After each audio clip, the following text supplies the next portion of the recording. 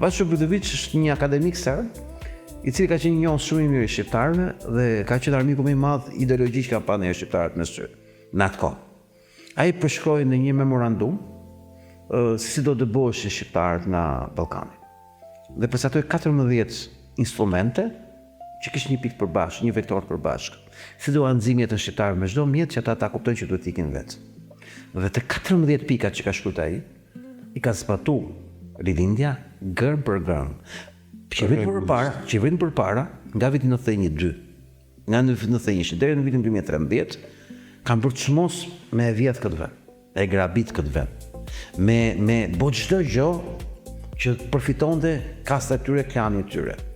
Dhe gjithmonë në marrëveshje me armiqtë e Shqipërisë. Por rilindja e ktheu këtë në shkencë, e ktheu këtë në strukturë, e ktheu këtë në program dhe platformë. Them që erdhi momenti që këta legët i bon tash duhet me zbatu se legët i kemi. Jo, është çik më keq, Deri në 2013 Shqipëria është drejtuar nga Hajdut. Në vitin 2013 është drejtuar nga armiq. Ka diferencë. Hajduti do me vjedh. E shpjegon prapë Vasil Çobullović këtë. Vasil Çobullović thotë: do të armatosin banda serbe, banditësh, do nxjerrin nga burgjet, por nuk do t'i paguajnë. Ata pagesën do ta marrin duke grabitur shqiptarët kur i përzën. Kjo qeveri ka pikërisht të strukturë, është band me armiq, të cilët do të paguhen nëpërmjet korrupsionit, pra nëpërmjet hajdutlikut. Pra qëllimi i qeverive para kësaj ka qenë hajdutliku. Qëllimi këtyre është përzënia e shqiptarëve, rroga është hajdutlikut.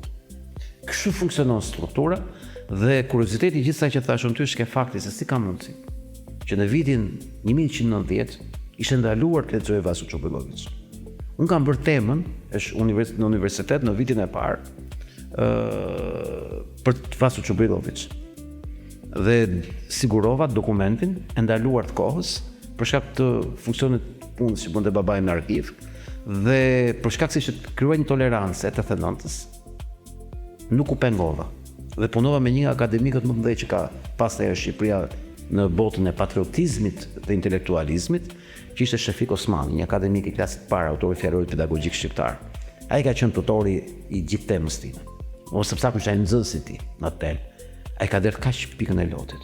Kur i kam dhuruar kopjen e datografuar të temës Vasil Çobullović, të memorandumit Vasil Çobullović, se atij akademiku që kishte akses kudo nuk i lejohej ta kishte. Si ka mundësi që në vitin 90 e një ku Shqipëria u hap dhe deri në vitin 2016 ishte ndaluar që ti ta lexoje Vasil Çobullović në Shqipëri, nuk botohej.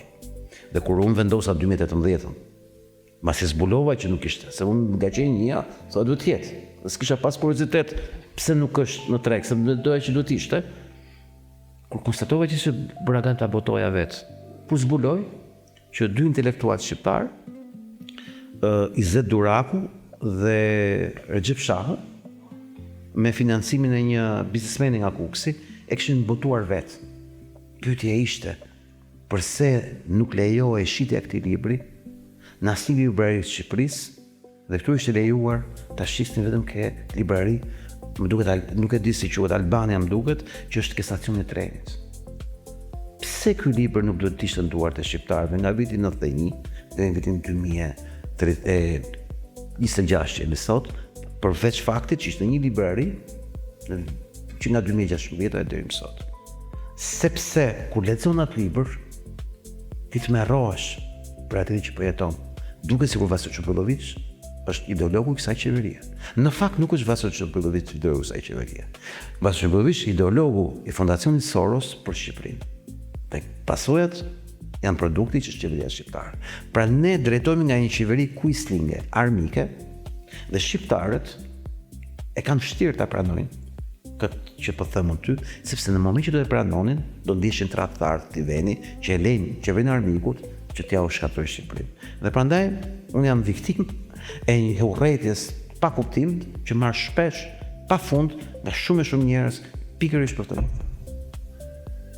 Si viktime sistemit. Jo, se sistemi është. Jo, është puna e mitit shpellës Platonit, shpjegon Platoni. Njerëzit jetonin në një shpellë, s'kishin parë kur jashtë shpellës çfarë kishte, dhe i gënjenin në shpellë me ca hije që u prodhonin me zjarr nga mbrapa, me ca hije me kukulla.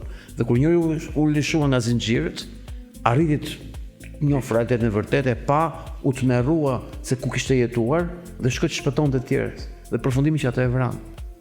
Se ky u tha të vërtetën, do ta s'mund ta pranon atë realitet. Kështu funksionon jo ka unë, kudo gjithë botën me njerëzit të cilët duan të thojnë njerëzve kur jetojnë në botën e gënjeshtrave, që po jetojnë në botën e gënjeshtrave.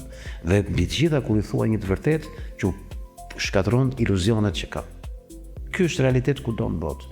Nuk është thjesht Shqipëri kur vjen puna të kjo skem. Në rastin ton ka të bëjë me çështje më të madhe.